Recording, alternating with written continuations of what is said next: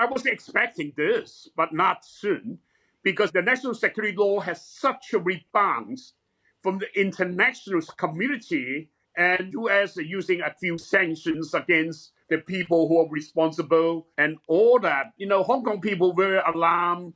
Like 30% of the business leaders that they are moving or already moved for the business elsewhere, and 40% says they're going to emigrate. And those are the elites. So you can consider what the panic the ordinary people really are feeling. So I thought that the Chinese, the CCP should have felt that there's a blunder and they would keep low-key and not going to activate this national security law.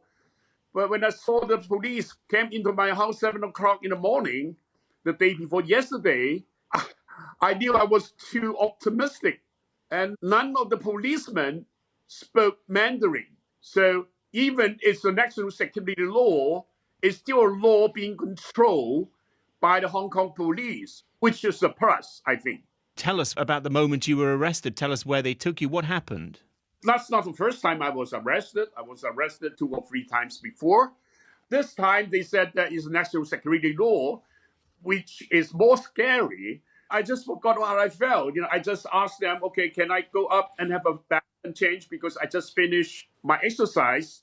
And they said, no, let's make it quick, but we have to follow you. You can't close the door when you bath. The police has to be outside watching me. And that's very unusual, as last time was not as serious as this. I was not thinking about anything else. Maybe I was feeling a bit numb. Let's see what happened. They handcuffed me and sent me to the police station. What sort of questions did they ask you in detention? I remained silent. They showed me a lot of the interview that I did before July 1st, and also some of my Twitter live stream. And supposedly those are things that I have violated the national security law. And that's it. I remained silent. I didn't give any answer. Both your sons were arrested too? Yep, those are bogus charges because they have nothing to do with my business. Are you worried that eventually you could be taken to mainland China to face detention and questioning, maybe even trial there?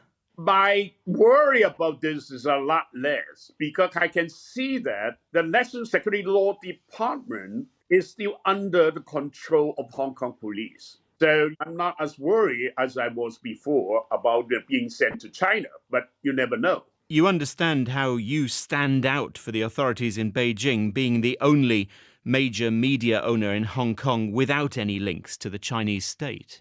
Yes, that's why I'm a target. And I knew that I was a target.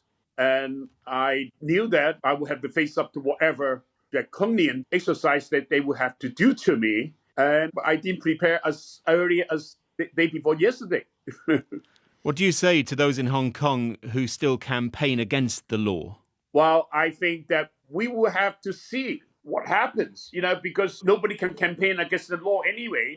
The law is an act. And I think the Hong Kong people were very angry when I was arrested. You can see that our stock price dropped immediately, but then it gone up like almost a few hundred times just because people showed the support.